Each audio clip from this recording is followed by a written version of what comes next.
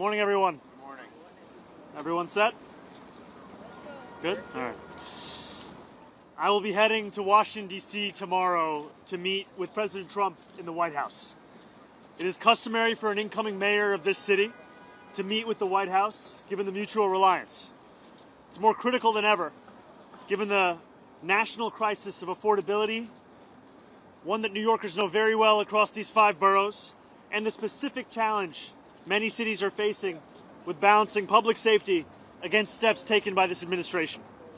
I know that for tens of thousands of New Yorkers, this meeting is between 2 very different candidates who they voted for the same reason. They wanted a leader who would take on the cost of living crisis that makes it impossible for working people to afford living in this city. My team reached out to the White House to set up this meeting because I will work with anyone to make life more affordable for the more than 8.5 million people who call this city home. I have many disagreements with the president, and I believe that we should be relentless and pursue all avenues and all meetings that could make our city affordable for every single New Yorker. I intend to make it clear to President Trump that I will work with him on any agenda that benefits New Yorkers. If an agenda hurts New Yorkers, I will also be the first to say so. Thank you. All right, we'll start with Marcia right here.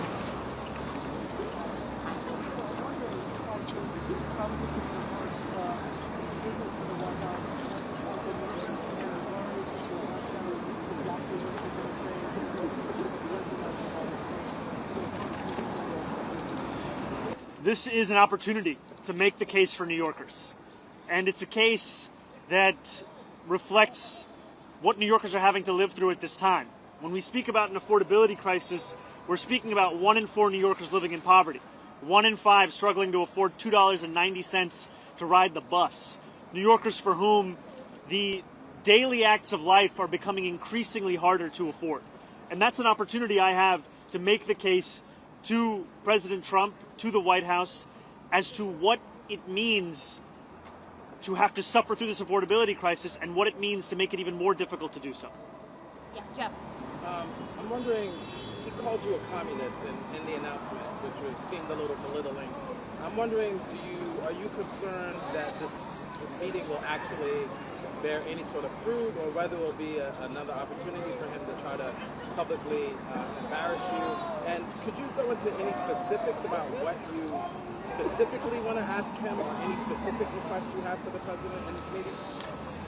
I'm not concerned about this meeting. I view this meeting as an opportunity for me to make my case. And I'll make that case to anyone, frankly, as we've been doing over the course of the campaign, and now as I will be the next mayor of this city. It behooves me to ensure that I leave no stone unturned in looking to make the city more affordable. And this is a meeting where I look forward to speaking about the affordability agenda, public safety, and economic security for each and every person that calls the city home.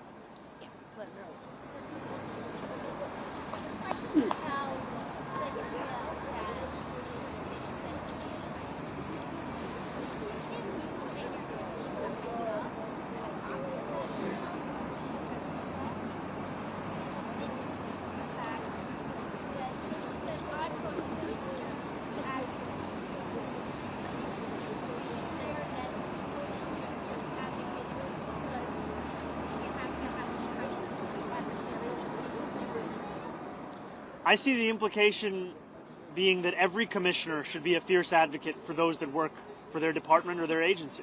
And I look forward to ensuring that that is the case across the entirety of my administration, where when I have a meeting with a commissioner, I know that they are bringing forth the concerns of those that they work with, those that they represent, so that we can ensure that we're actually addressing those concerns.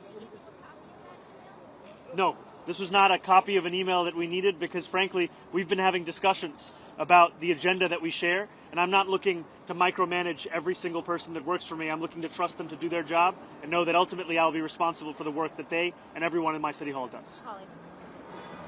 Discouraged GSA for running for Congress. Thank you.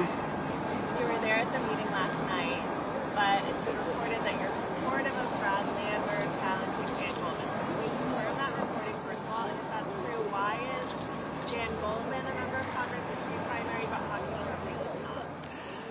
I can confirm to you the things that I've actually said and the things that I've actually done. And last night, I spoke to DSA members, sharing the same message that I've shared in public as well, which is that I do not believe this is the right time to wage this primary.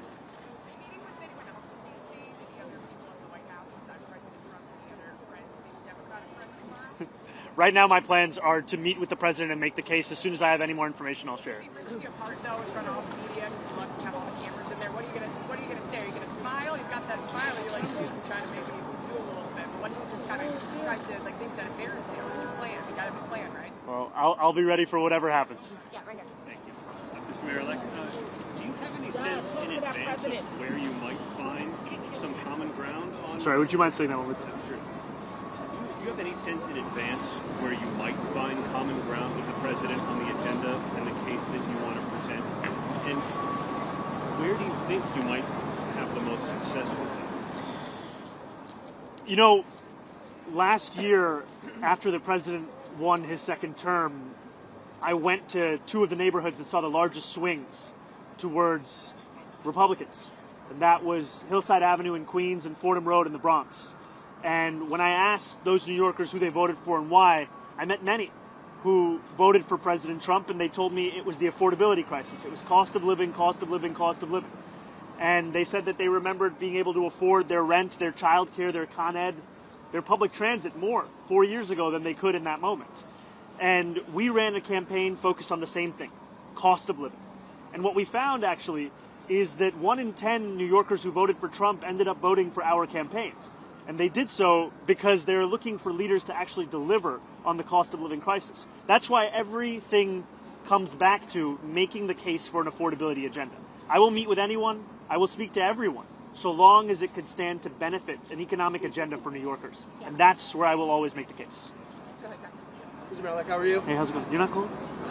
Go, Jack. Yeah. So you appointed Jessica Tisch as your next police commissioner yesterday. You've been talking about all the things where you agree on, right? You seem to have insinuated a new kind of SRG to respond to protests. What are the things you don't agree on? What about the 2019 criminal justice reform? Where did you land on that? And as well as the gang database is something you used to call for during your campaign that you would eliminate. You know, I think that these are disagreements that are actually signs of a healthy relationship. And I mean that in that too often mayors and leaders are looking to surround themselves with people who are characterized by the quickness with which they can say yes, as opposed to the quickness with which they can tell you their honest opinion. And I'm very clear in my support for the criminal legal reforms. For example, one disagreement that I have with what the commissioner has stated is I believe the issue with raise the age is not the language within the legislation. I believe the issue is the fact that there were significant amounts of money that were set to be delivered to help with the implementation of that criminal legal reform that were never released and continue to languish within Albany. That is one point of disagreement and one place where I continue to hope to advocate for the release of that fund. And what about the gang database? Are you allowing her to keep that on? Is that something where you still disagree? Where do you land on that? I continue to have concerns about the vast dragnet and ways in which many New Yorkers are being put into that database. All right, we'll go right ahead. Thank you. Just wanted to circle back on Holly's question. Are you saying that you're discouraging any DSA candidates, any progressive Democrats challenging Democratic incumbents in the House next year, number one? And then on something having to do with the PD2. Yesterday it sounded... Can I do the first one and then you go? Sure. Yeah. I spoke specifically about the race that was being considered yesterday, which is New York 8. So you're not discouraging other challenges? This was not a sweeping statement. This was specific. Got it. On PD, yesterday, after you announced Jessica Tisch as your police commissioner, it sounded like you're second-guessing letting the CCRB have full control over officers at this point. What changed there? Why do you all of a sudden not want to wrestle control away from the commissioner? What I've said is that my focus is on delivering immediate steps towards accountability. The CCRB is tasked with that accountability. And right now, we are seeing that petty politics and budget battles have rendered it all the more difficult for them to deliver that. In 2024, lack of funding led to the CCRB dropping at least 700 cases. And I've heard estimates from others that the number is actually, in fact, higher than that. What I am committing to is fully funding the CCRB immediately such that we can ensure these days of these kinds of budget battles come to an end. You say, though, that you wanted CCRB to have actual final say. It sounds like you no longer want that. No, what I believe is that the CCRB's recommendation should be taken seriously, and that we should ensure they're able to make those recommendations time and again, not having to worry about whether they have the funding to assess those cases. Yeah. So Donald How's it going? Trump has made it clear that he wants to mess with you. What's your plan going into the Oval Office tomorrow? Do you have a specific ask that you're going to focus on, or is this just a peacemaking meeting? This is a meeting to share the facts about the affordability crisis in the city, a meeting to speak about the importance of public safety and economic security. You know, when we speak about what New Yorkers are going through right now, they are facing a reality that they may have to leave this city. You know, I have met New Yorkers time and time again who, when I ask them where they live, they tell me it's other states. They tell me they live in New Jersey, they live in Pennsylvania, they live in Connecticut. That's because we've priced them out. And my intention is to make clear to the president what New Yorkers are having to live through right now and how important it is for us to deliver for those same New Yorkers. Plan to specifically ask about ICE, though, you know, stay out of New York? Like, you know, the affordability is a little more esoteric, a little broader. Well, I think affordability was at the core of our campaign. And also, it was affordability based on a value of protecting each and every New Yorker. That means protecting them from price gouging in their lives. It also means protecting them from ICE agents and making it clear that I will look to be representing every single person who calls the city home. All right, we got time for one more tier looker. Mr. Mayor-elect, you're going into the Oval Office, but you and the president have been openly critical of each other, name-calling, calling you by your middle name.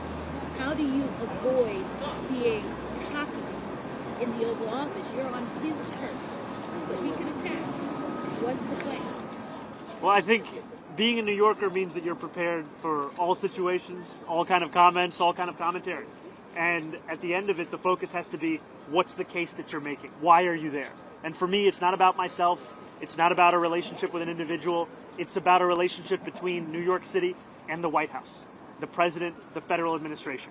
And I will look to make clear that my interest goes beyond any one of an individual. It's for the people that I look to represent. That's the case I'll make. Do you take that in an Oval Office meeting, though? Because we saw what happened with President Zelensky. What happens? Do you swipe back? I'll stand up for New Yorkers every single day. Thank you, Thank you, guys. man. We gotta go this way. Will you meet with Sue We gotta go this way. and Jeffries at all while you're in Washington? This is the only meeting I have to share details on. As soon as I have any more details on it. It's going to be happening tomorrow.